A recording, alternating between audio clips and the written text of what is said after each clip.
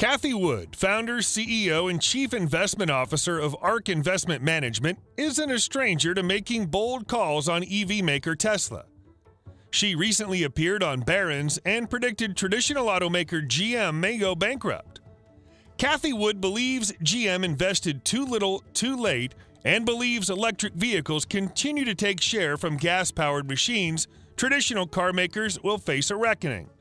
In this video, we're going to see why we believe GM will go bankrupt and the evidence to back it up.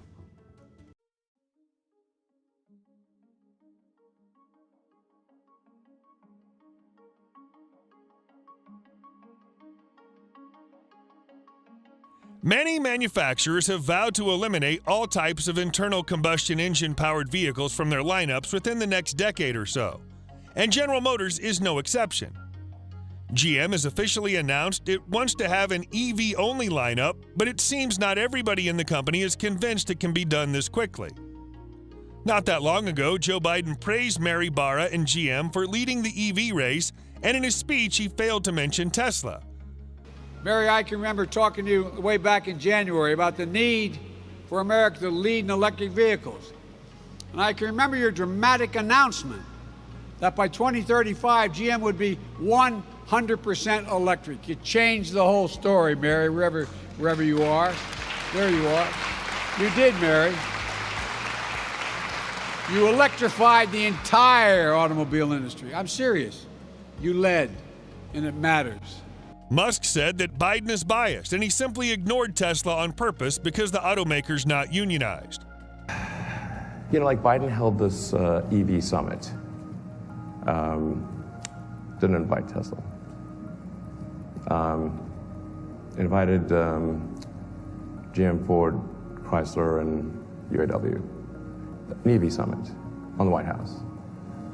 Didn't mention Tesla once, and praised GM and Ford for leading the EV revolution. GM sales decreased by 33% to 446,997 units during the third quarter of 2021. They're down 218,195 units from a year ago. They're blaming it on the semiconductor supply chain disruptions, whereas Tesla sales are increasing quarter after quarter. One important thing to consider is electric vehicles need 10 times more chips than ICE vehicles. Even then, Tesla sales are increasing every quarter. It clearly shows what consumers need. GM clearly is having the wrong product. It's no secret that Tesla and Musk have been instrumental in the development of electric vehicles. But when competitors recognize the influence that the electric car company and its frontman have had, it's almost like an extra feather in the cap. Dice, who's been a fan and friend of Musk for several years, praised Tesla multiple times for leading the way. Tesla's groundbreaking influence in the electric vehicle sector has also been recognized by Ford. CEO Jim Farley praised Musk's efforts as the benchmark for the sector, whereas GM, who currently sells no EVs, claims they're the leader in EV sector and fails to even acknowledge Tesla. During a recent interview with Andrew Sorkin, GM chair Mary Barra embarrassed herself. Barra refused to acknowledge the existence of Tesla and ignored every question about the brand. I think looks at Tesla and they say, look at this thing, $1 trillion. That's the opportunity set. And the question is whether that's really the opportunity set or whether there is, dare I say, an overvaluation. Even Elon Musk has said he believes the company's overvalued. And so whether you're trying, that's going to come down and you're going to get to the middle, that's the goal, or you think actually that is the opportunity ultimately? I think when you have to look at the value creation that can happen, because it's not just electric vehicles, frankly, I think is even more of an opportunity is the fact that the vehicle is a software platform. And we started rolling out the electrical architecture to support that back in 2019. We just announced Alta 5 that allows us to quickly update and roll out things to customers after they buy the vehicle.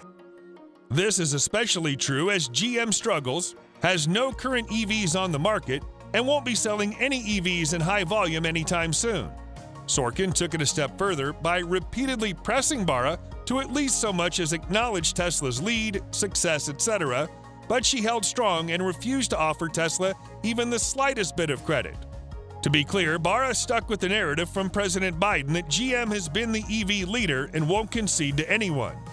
In 2020, Tesla sold about 500,000 cars, and they've already sold around 640,000 this year. To put things in perspective, Chevrolet sold around 20,000 Bolts in 2020. However, the fact that she won't at least acknowledge Sorkin's follow-up questions and give credit where credit is due clearly shows where GM is heading. Also, in October 2017, GM announced that it would release 20 new EVs by 2023, just over 5 years from then and just over 1 year from now. How's that going to happen? During the recent LA Auto Show, GM's booth was empty. After all, this is California, one of the biggest EV markets in the world, where half of the U.S.'s EVs are sold, where the electric revolution began. Californians want anything new and revolutionary, and we want it first. Even the famously anti-EV Toyota brought their BZ4X, and Subaru, who've had a national parks-themed booth full of nature-destroying gas cars for years now, showcased their new Solterra. At least they put in the effort to greenwash a bit. So surely GM, who are all in on electrification, who aspire to be all electric by 2035, who've been praised for electrifying the auto industry, would bring something, right? Well, apparently not. In a quick walk through their ghost town of a booth, we saw nothing new, nothing interesting, nothing with a plug. Most automakers have some sort of vestigial wall charger display standing vaguely near a PHEV compliance car with a 5-kilowatt battery in it. Coincidentally, the minimum amount for carpool and rebate access, but GM didn't even have that. This complete lack of anything electric is made worse by the fact that GM promised it wouldn't be this way. In October 2017, GM said they would have at least 20 new all-electric vehicles that'll launch by 2023. GM President Mark Royce added that these aren't just words in a war of press releases. And 1 year ago, they upped that ante to 30 new EVs by 2025. At the time, GM was producing exactly one EV, the Chevy Bolt. Now it's currently producing exactly 0 EVs since the Volt is out of production and Chevy Bolt EV lines are currently halted. GM has had 4 years out of the 5 they gave themselves, and they haven't made any progress whatsoever on their promise. Another excuse could be the global pandemic, but GM had 3 years of roughly no action prior to the start of the pandemic, and the pandemic has only underlined how EVs are the way to go, and EV sales have rocketed up despite the whole industry being down.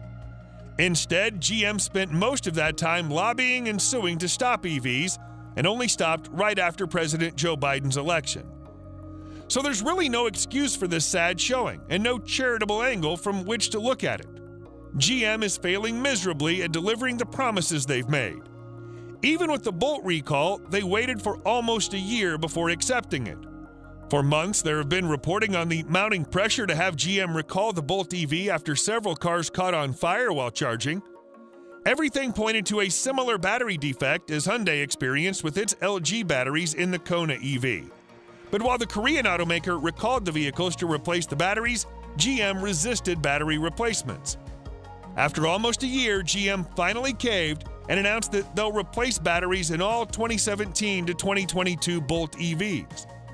At the time, GM put the blame on LG for the first time, and after extending the recall to even the most recent Bolt EVs in production, it raised questions about the current brand new Bolt EV and EUVs being produced.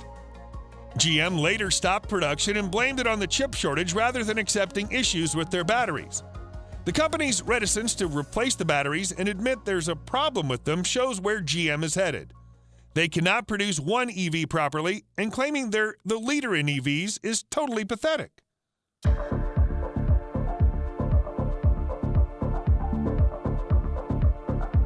General Motors' long spiral to second and final bankruptcy will not be painful to watch.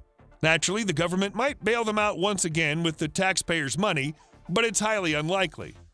Volkswagen has shown that the conversion of a heavy industry from millions of fossil-fueled gas bangers to cleaner, better EVs is very difficult and will take much determination and commitment to carry out.